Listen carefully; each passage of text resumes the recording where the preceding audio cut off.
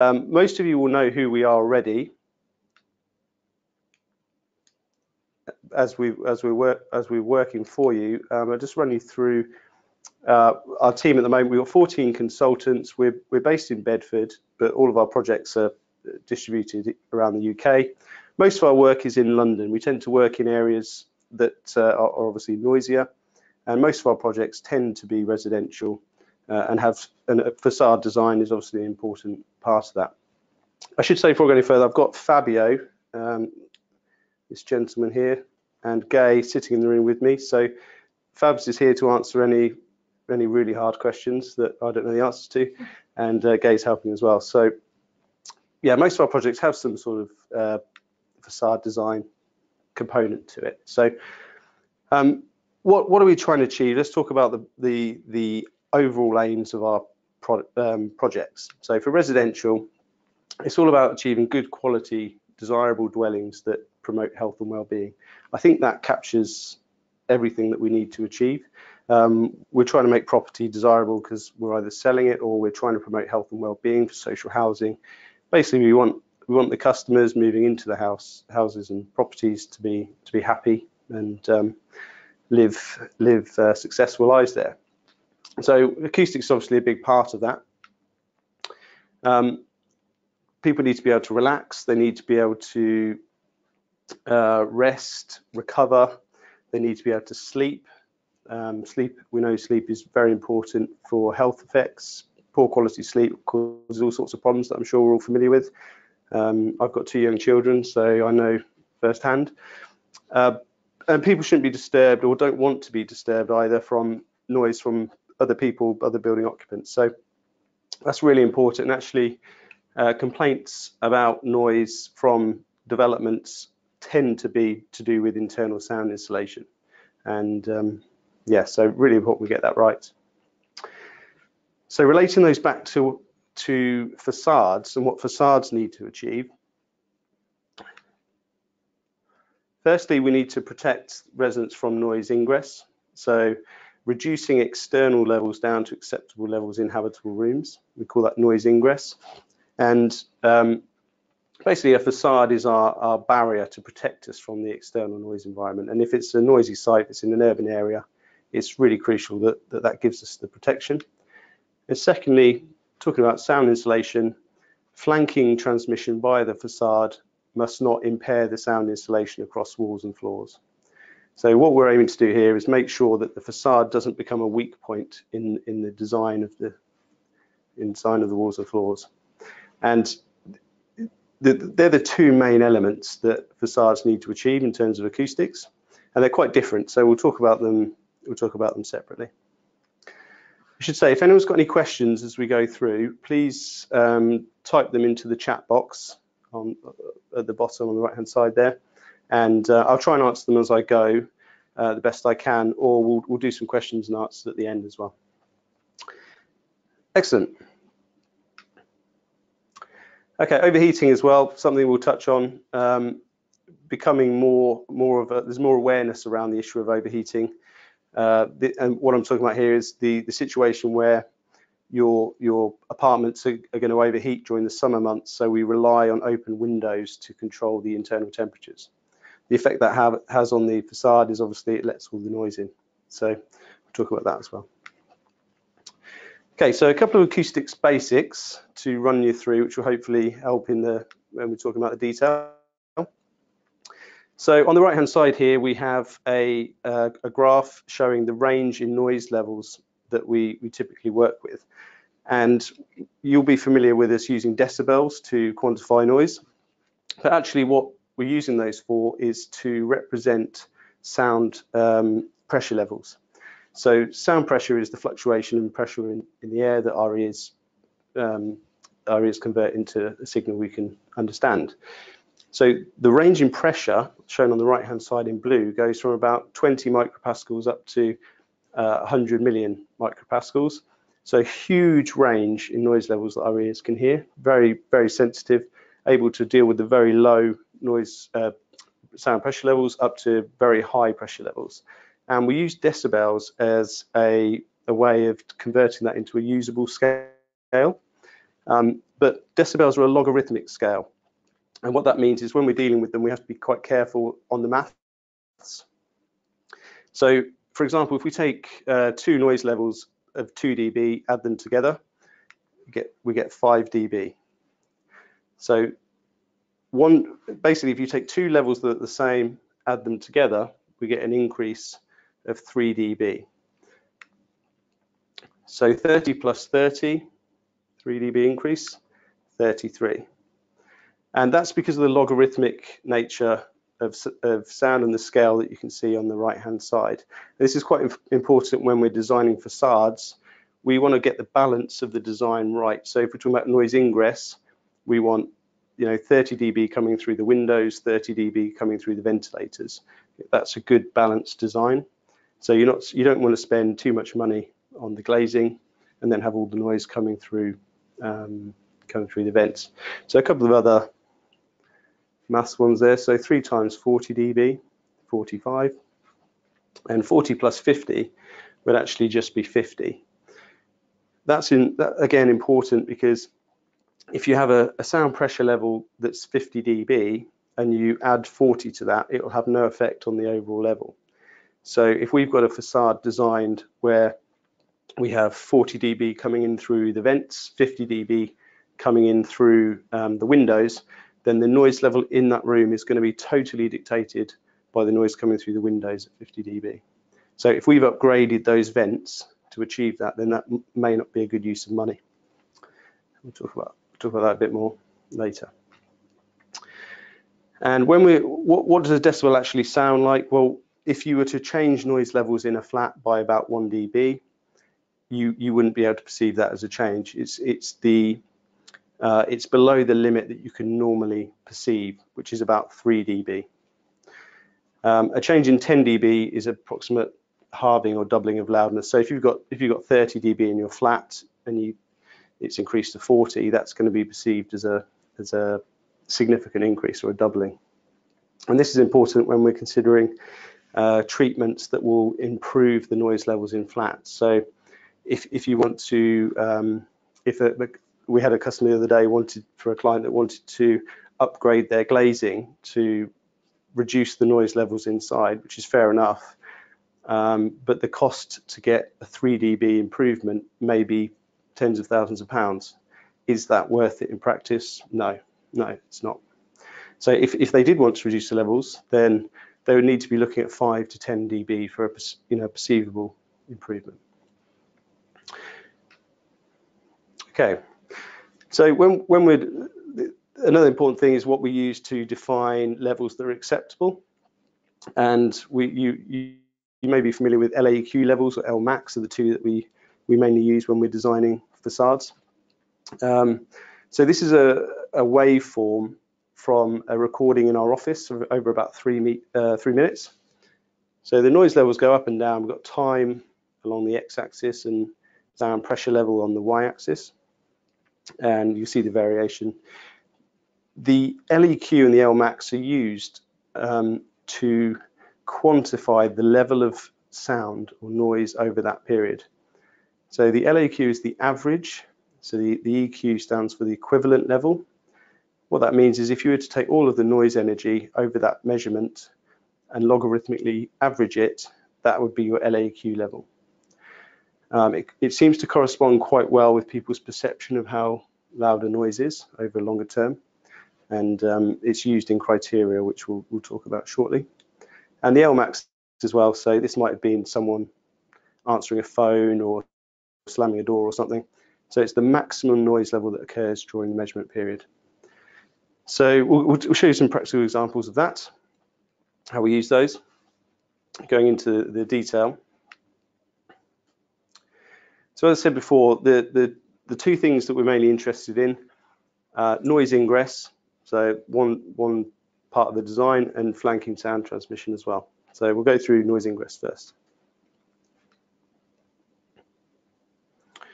Okay, so as we said before, the objective is to try and achieve good internal noise environments for residents.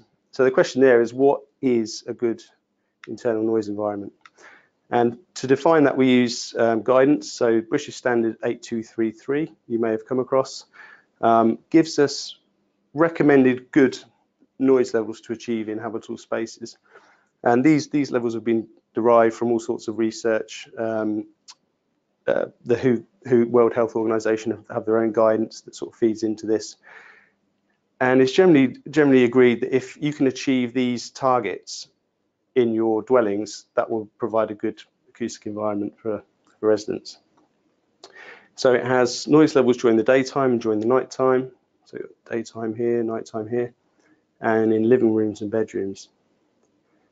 And you'll see that the levels are described as LAEQ 16 hour. So as we saw before, that's your average noise level during the day, so 16-hour period, and the LAEQ 8 hour, so average during the night. And as you might expect, you'd aim for quieter conditions during the nighttime than you would during the day. So these are the criteria we generally adopt, and you'll see them used in specifications. It's worth saying there's no particular regulations requiring you to achieve these levels. Normally it's done via planning conditions, which I can show you some examples in a minute. Also important to consider maximum levels. This is particularly true where you have a site that might have lower average levels but high peak maximum levels. So a perfect example is loads of sites we get involved in are situated next to railway lines. So the average level, particularly during the night, might be very low. It might be well shielded from surrounding roads, but every time a train goes past, there's a large peak in noise levels. So what we don't want to do is base the design purely on the average, because then people may still be woken up at night as the trains go past. So 8233 gives us some guidance on that, and it refers to other guidance as well. Generally, if you can get maximum levels down to about 45 dB during the night time, then that's considered to represent good quality sleeping conditions, hopefully less likely to wake people up. Okay, so how we see that in planning conditions is an example here. Let's give you a second to read through that.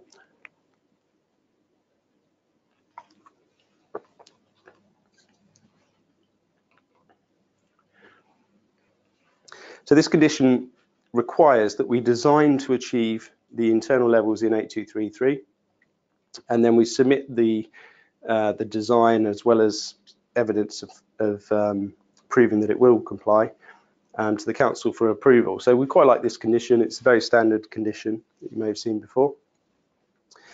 So for this site, we would go through a design process, which I'll talk you through in a minute. One thing to be aware of is we're seeing more and more local authorities imposing conditions that look like this. I'll give you a couple of seconds to read it.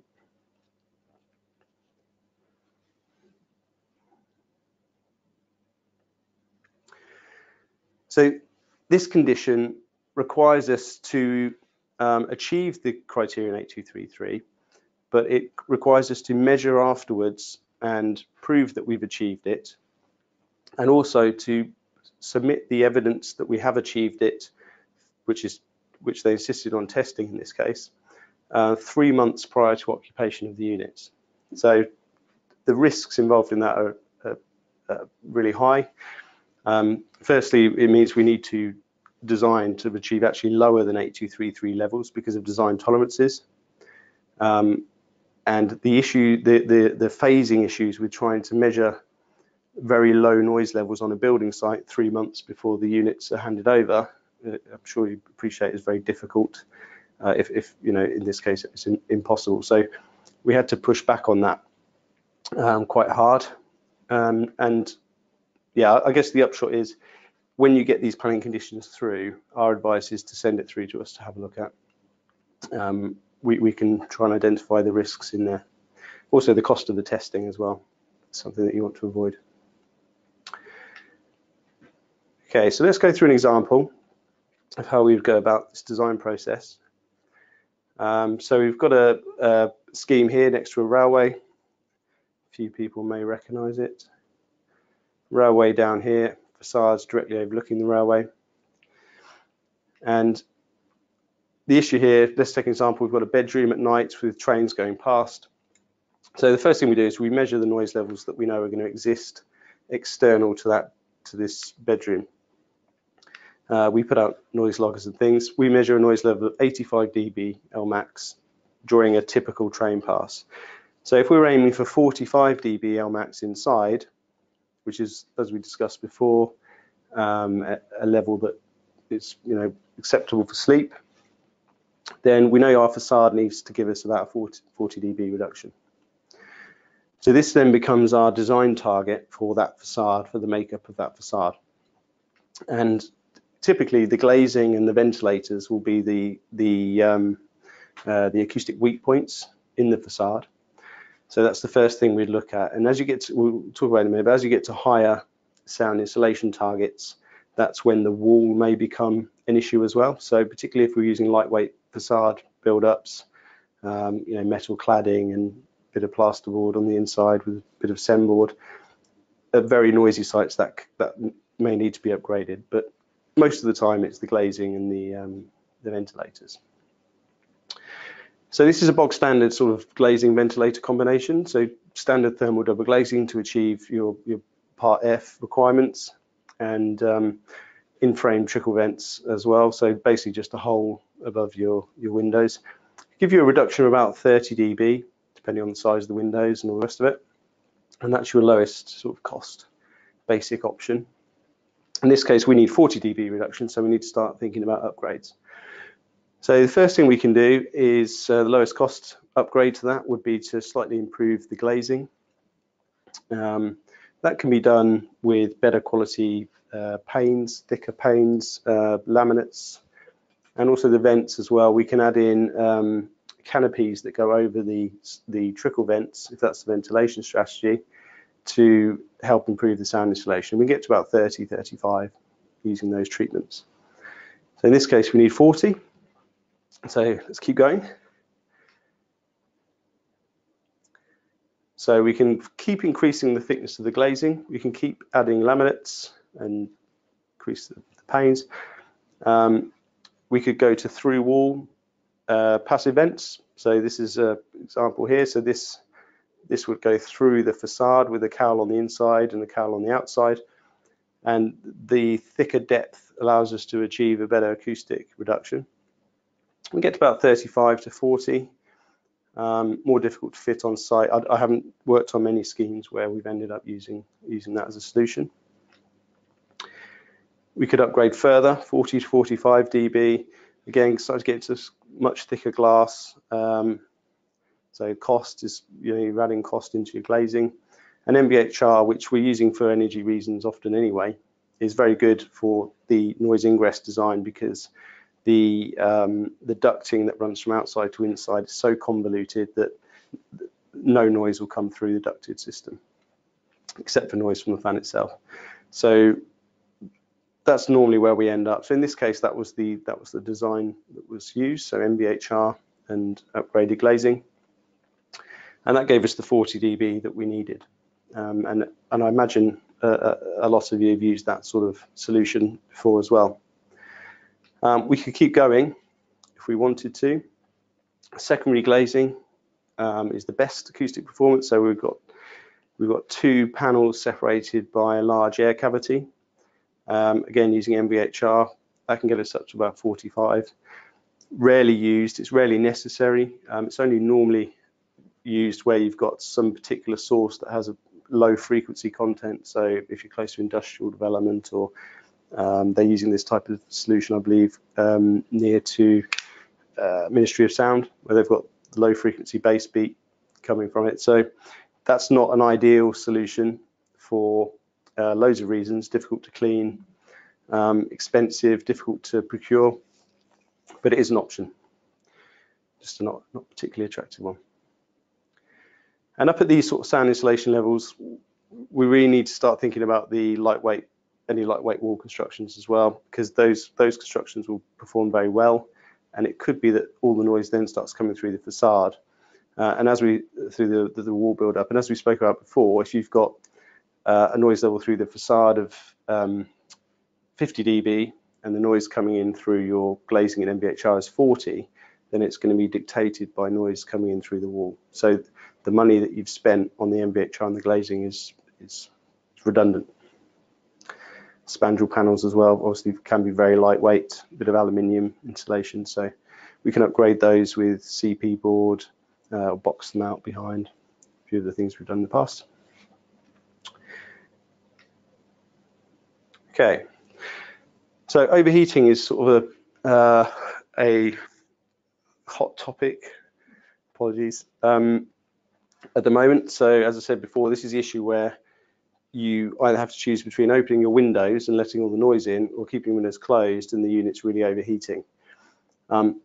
There's no guidance at the moment on what is an acceptable balance between acoustic comfort and thermal comfort. So there's plenty of guidance on thermal comfort on its own in isolation. There's plenty of guidance on acoustic comfort in isolation, but there's very little guidance tying those two together where you have these conflicts. So it's particularly important to consider where you've got sites that are either really noisy or that have noise from surrounding industrial uses, where if people are exposed to that type of noise, it's perhaps more likely to disturb them and result in complaints than with generic sources such as road traffic. So in the absence of any specific guidance, the sort of assessment approach that we generally adopt or recommend is your building services engineers to assess the overheating severity, and TM52, which is the CIBSE guide, is very good for that. So that can tell us what periods during the day, during the hotter months, will overheat. So for how long you need the windows open. You can assess, if you open the windows for a certain period, how that will affect the internal temperatures. And so that can give you a good feel for what level of open windows you're going to need. So what sort of periods on those worst case days. And then we can talk about what the implication of the noise environment is. So if it's a particularly noisy site, we can help you make a judgment on what's an acceptable balance between the two. As I say, there's no specific guidance on this at the moment, so you have to sort of take a pragmatic view. But we've been through this process a few times before. And the ANC, the Association of Noise Consultants, they're working on their own guide at the moment about what is an acceptable trade-off between the two. So as soon as those details come out, we'll share them with you. If it's a problem, or if it's deemed to be unacceptable for the quality for the residents, there's a few options we can look at. MVHR is slightly better than trickle vents and MEV. You can have boost modes to help reduce the reliance on the open windows. Obviously look at the glazing and the G value of the glazing, so how much heat's retained. Screening, which is a good option, but it has huge implications on the look and design of a development, so needs to be considered early on. And obviously comfort cooling as well, but that's a very expensive treatment that doesn't suit many developments.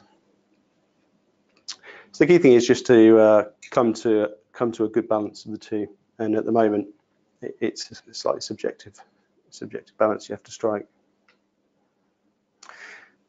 Okay, so when we're designing the facades and we're looking at noise ingress via windows and glazing and ventilators, we do quite detailed calculations looking at the performance of the walls, performance of the glazing and the ventilators, and we can model what will be achieved inside the rooms, and we use VACSIM for that. So this is about getting the right solution for each project. So the right balance of glazing and ventilators. You don't want to be spending a huge amount of money on glazing if all the noise is going to come through the vents. That's what we do this for. Noise modeling as well. You may have seen a few of our reports. So noise models are great for predicting the spread of noise around a site and around a development. So we can use that to assess what the sound insulation requirements are for every single window or facade. And a short video of a model here I've been working on recently. So this site's got a road, railway, it's a DLR, industrial use here. So we put in all the sources, and that can tell us where treatment's required and what degree of treatment is required. It's a useful tool. So the colours on the dots tie back to the the legend here showing the noise levels. From that, we develop these detailed specifications. These are the things that we send through to the council to show them that we've come up with a design that will comply with the criteria they want us to achieve, and can be included in the tender specifications for glazing, etc. So we mark up the facades showing exactly where the treatments are required. So a couple of things on that. Generally, we'll be specifying sound insulation levels as RW plus CTR levels. And the plus CTR correction is to account for road traffic. And road traffic is generally the dominant source. And if it's not road traffic and it's rail traffic, then the CTR correction is still a good way of ensuring that the glazing gives you what you need. But it's important when you're looking at tender returns for glazing and things that you make sure that what's being presented as compliant with our specification actually is compliant. So here's an example of Guardian Glass certificate for one of their systems. And this has been submitted to demonstrate compliance with our specification. There's a few key things with it. I mean, on the surface, you might look at the RW figure there and go, right, it's 42. So that complies with this, the highest performance requirement. But actually, to get to the RW plus CTR, you need to take the RW and then add the CTR correction. So that would reduce it down to 38 dB RW plus CTR for this glass. So actually, it's going to, struggle to achieve even this specification here. The other issue with this is actually just a certificate for the glass on its own, and you will also have noise ingress via the frames, and the level of noise ingress via the frames will depend on the type of frame, what it's made of, and in particular the seals. I'll show you some examples in a minute.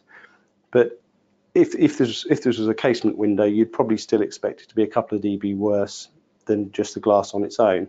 So actually, this glass here is probably going to give you more like 36 dB RW. So suddenly we're talking about 6 dB difference, which if you have to test afterwards, I mean, firstly, you want to achieve good internal levels, but if you need to test and demonstrate compliance and you approve this glass, you could be in trouble later on. So again, I would recommend when you get these returns, send them through to us. We'll have a quick look, let you know if it's compliant with the specification, and give you the go ahead if it is.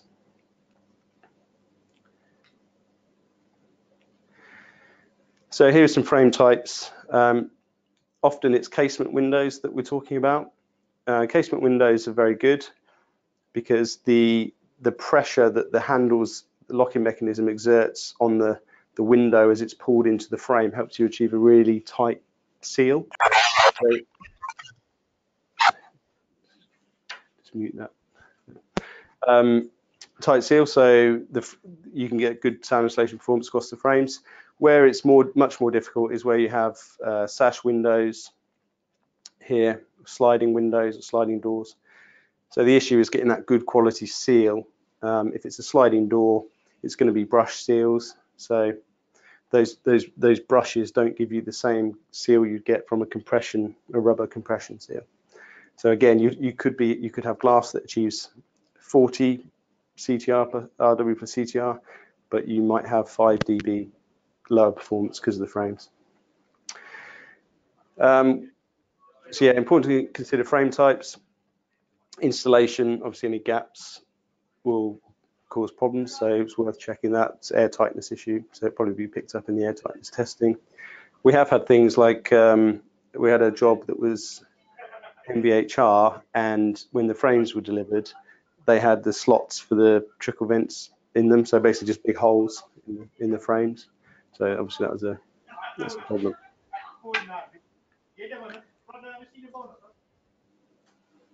Okay.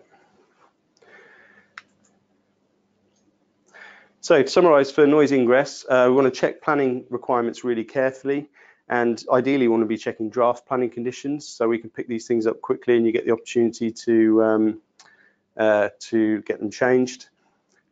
for noisier sites or any site that's next to a main road or urban area, it's likely that acoustics is going to dictate the design of your windows and ventilation, so important to consider that early on. Overheating, again, can be an issue, particularly on noisier sites. We'll keep you updated as the guidance comes out on that. And when you're buying or signing off these constructions, get us to have a quick look at it, so it doesn't take long, and we can make sure we avoid any major problems. How are we doing for time? Good, excellent. Okay, so sound insulation design. So we talked about noise ingress. Now we're talking about sound transmission via the facade. And our aim is to assure that residents and other occupants, building users, aren't disturbing each other. So we need to achieve adequate levels of sound insulation. Building regulations Part E stipulates what we need to achieve. So this is a regulation that has to be complied with as a minimum. And that gives us impact sound insulation, which is noise from people walking around and footfall, and airborne sound insulation, which is noise from people talking or TVs, etc. Across separating walls and floors. Generally, our advice, particularly for high value development, is you want to be aiming for at least 5 dB better than building regs minimum requirements, just to ensure you get that quality. But you'll need to aim even higher where you have separating walls and floors between bedrooms and gyms, which we've had in the past. So sound testing, it has to be carried out for new residential development, and this has to be at least 10%. So if there are any issues, they will be picked up. And to be honest, if you were not complying with building regs, even if it wasn't tested, you'd probably get complaints afterwards, because the requirements aren't that stringent. So for facades, obviously the bulk of the sound insulation is provided by separating walls and floors. So for our facades, we just need to make sure that they don't degrade that performance. So here's an example of, well, we call it flanking sound transmission. You hear that word flanking used all the time. So here's an example. This is a good design. We've got a concrete slab with a floating screed, and this is the design of the external facade. And the question is really, is transmission via this facade going to degrade the performance of the floor? And the answer in this case is no. You've got plasterboard here, you've got insulation, CP board. There's no structural connection through from below to above, and then the noise has got to transmit through these other layers as well. So we'd be confident that that won't be an issue for that design, and this would readily comply with Part E. So again, I was saying about if you have 40 dB coming through the floor, and you have, as long as your facade is, if your facade is 50 dB in terms of the transmission through the facade, then it's going to have no impact on the overall performance, so no degradation. Sometimes it's okay to have a balance of the two. For other reasons, we'll show you some examples in a minute. So when we're specifying facades, we think about the DNFW, which is just the flanking level difference. And it's only really important when you're specifying curtain wall and curtain glazing, which we can talk about more in a minute. And to ensure there's no degradation, you would always aim for about 5 dB higher than your DNTW targets.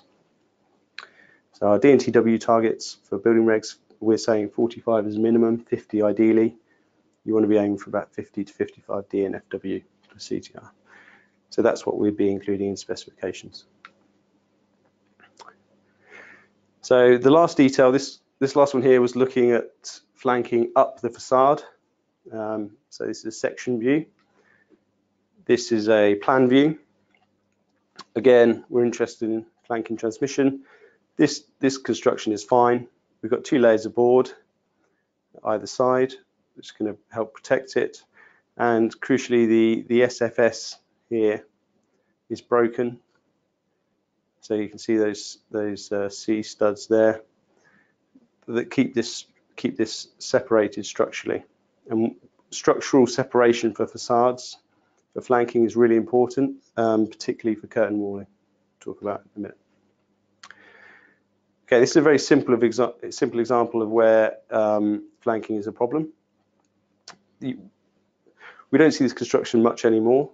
Most of our sort of schemes we work on are concrete floors, but this is a timber floor, and we've got a lightweight block work extending up the inner leaf here of the facade, and it's a continuous element. So, and it's not protected at the top or bottom. There's just a layer of plasterboard bonded directly to it. So this would be likely to fail a sound insulation test. Noise will get into the block work. As soon as it's in there, it will transmit down very effectively. And if we were to measure that, you'd be expecting it to fail a sound insulation test because of that flanking transmission. So the solution in this case is to protect that detail. You can't obviously break the block work because it's structural. So you need to protect it with wall liners below and above, or possibly just one or the other. But if you've already built the development and this is only found at the testing stage, it can be a nightmare to fix. So you could have, this could be a kitchen. You could have kitchen units on that wall. You know, the size of the kitchen units have been designed for that space. If you have to put wall liners in, retrospectively, it's a bit of a disaster. So curtain glazing, curtain walling, quite common now. There's a very high risk of flanking sound insulation issues because you've got a continuous element potentially running across separating walls and floors, and it's all down to the detailing of the curtain walling, down to the millimeters of where the mullions are joined. So things that we look out for. This is a section detail through a slab, just sort of sketch of a curtain walling. And we'd always be looking for residential for there to be at least 2 transoms between the lower and upper rooms. So these 2 transoms help you reduce airborne sound transmission via that detail. If you have one, which we've seen in the past, then airborne sound, you've basically just got an thin aluminium section separating one room from the other, and that will fail a sound insulation test. Of course, to treat this retrospectively is very difficult. You can't just add in another transom retrospectively because it's part of the facade design. So we've got an example of that. That's where that's happened.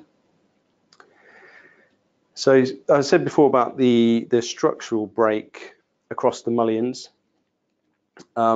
We do this by breaking the actual metalwork, and it's really important that break is resilient, so it has some flexibility to it. So this is where we've got the mullion running up, and then normally at some point, normally towards the top of the slab, you would have this structural break with this resilient, flexible join. So what that does is any transmission that gets into the mullion, into the actual metalwork, can't transmit effectively across that break, and then it provides you a good level of isolation. Again, I've got a detail to show you where that's been a problem. Fire stopping, most fire stopping is pretty good. We'll deal with the issue. You just want it to be mineral wool as it normally is. And talking about noise ingress, if you have spandrel panels at slab edge, can be an issue with noise coming in, but yeah. Where we have, this is most common where we have the situation where we've got residential above a commercial unit that's going to be built to shell and core only, so often there won't be a ceiling being installed in the commercial unit. So in the absence of a ceiling, it's appropriate to box that in. Otherwise, you've just got this one transom separating the upper and lower spaces. Okay, so going back to detail where we've got this is a detail where we've got the mullion, and there's actually a break in this mullion as it goes past the slab here, but it's connected. The 2 sections are connected rigidly by a metal spigot. So this was a project we were involved in actually, and we sort of spotted this and it was pointed out, and so it was the facade contractor was advised that they needed a resilient break in here, but that didn't make it through to the final design that was put up. So the risk was with the facade contractor in this case. And when it was tested, this was the sound insulation performance. These are the graphs that are produced when we do our standard tests. And what they show is the sound level difference on the y-axis and frequency on the x-axis. And this achieved a DNTW plus CTR. So we take the DNTW of 50 plus CTR minus 2 of 48. So that would achieve building regulations just, but it didn't achieve the specification in this case, which was 50 dB. And also the flanking transmission is totally dictating the performance. So you'd expect the DNFW to be about 48 as well, which is nowhere near what we would be aiming for, about 55. So if you look at this, if you look at the chart, the dip in performance is here, and that was all caused by noise traveling up the mullion. So we've got a great floor construction there, nice thick slab, big cavity, plasterboard, screed, floating floor, really good. The whole performance of that floor is degraded by this one metal spigot connecting the two mullions. So this was a huge issue, and the facade contractor had to solve it. And fortunately, very fortunately, it was possible structurally to remove that metal spigot whilst still maintaining the integrity of the facade due to the connections back into the slab. So that's what was done. So the metal spigot was removed, and thankfully that was possible. If it hadn't have been possible, you're talking about totally taking the facades off and redesigning it. So we went back and retested once that was done. This is the performance afterwards. So DNTW plus CTR 64. So the performance has gone up by 16 dB just by removing these metal spigots. And it goes to show what the level of detail that you have to look at these constructions at to make sure that you achieve what you need to achieve. So a couple of other examples. This was a design. We got involved in this project towards the end, and it had already been designed. So it was tested and it was a problem. And this was resi to resi with just this transom separating the two. It failed to achieve building regs. And in this case, all we could do was our best to try and box this bit in here. And the issue you've got, of course, is you can't just bring the ceiling across because there's nothing, this is glass, so you can't tie it into the glass. So it had to be sort of boxed in tightly, a bit of an awkward detail, packed with mineral wool. And it passed building regs in the end, but it wouldn't have achieved the quality aspirations that the developer would have wanted to achieve ideally. And yeah, you know, we could pick that up quite quickly from a design review.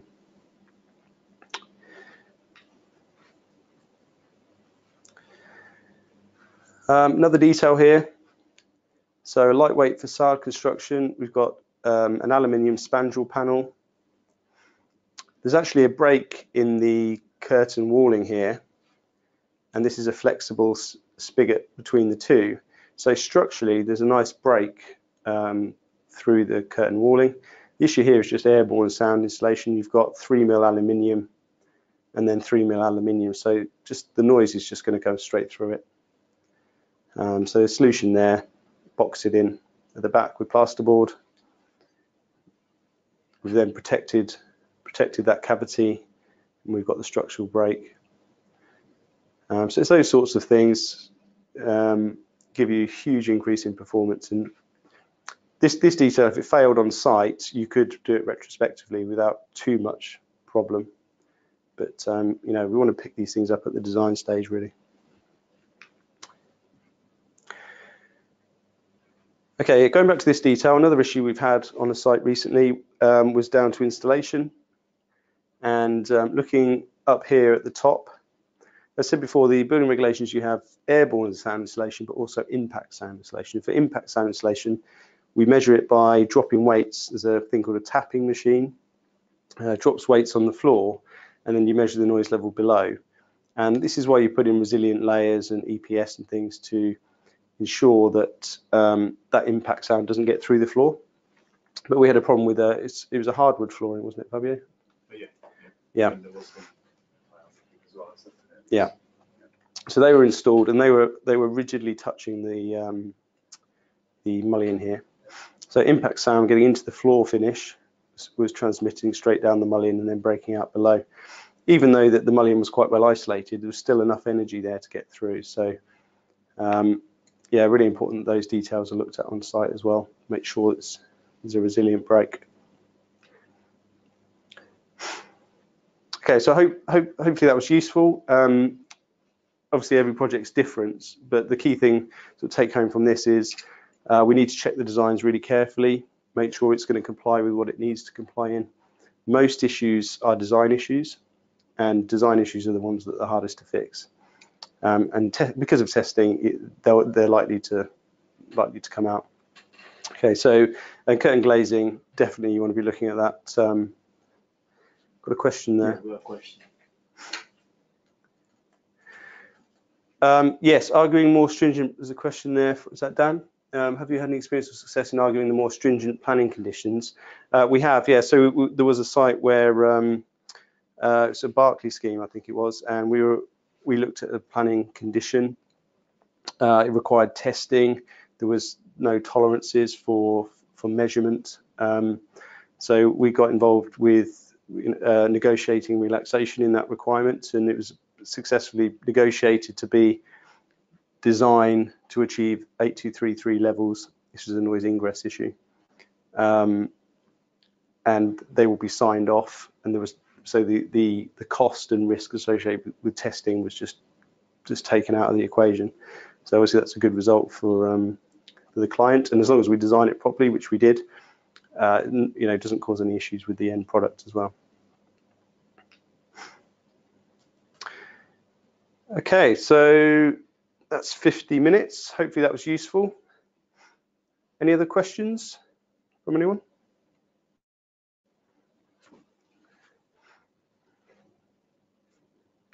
I say we've recorded this, so I'll send around the recording to everyone. I know there's a few people that couldn't make it, so we'll send it around to everyone.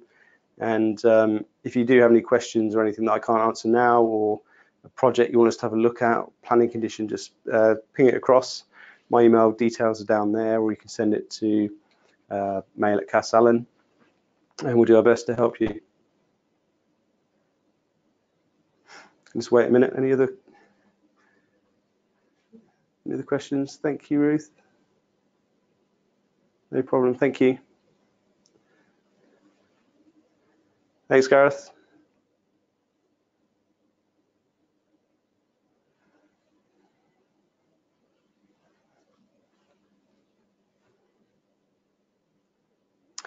Party wall flanking design suggestions. Party wall flanking design suggestions. So I guess it depends on what type of party wall you're using, what type of facade. Let's go back to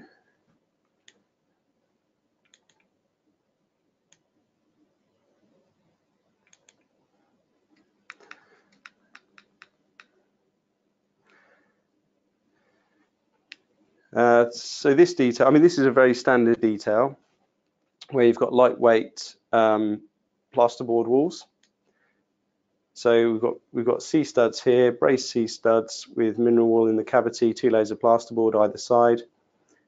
This is basically what we would recommend for the flanking detail. If you've got if you're in a leaf, if your external facade is block work, it might be more difficult. You're probably going to have to line both sides of the wall. But if you've got SFS, this is the detail that you want to be using. So the key components of this, you've got mineral wool in the SFS, it gives you your thermal insulation as well. And we've got a break in the SFS here. So you can see the 2 C studs back to back. And the CP board that runs on the outside is also broken with a cut that's then been resealed. So this prevents structure-borne sound from this wall traveling through to the other wall. So that's the detail that we would be recommending there. Obviously, it really depends. Every project is different. So if you've got a project you're worried about, send through the detail and we'll have a quick look for you. So the curtain warning system is a weak point through the framing. In this case, it wouldn't be the weak point. We would expect we'd expect this the overall performance to be dictated by the wall in this case. With that detailing, there'll be negligible transmission through the facade. So that the wall would be the weak point there. Hopefully that helps.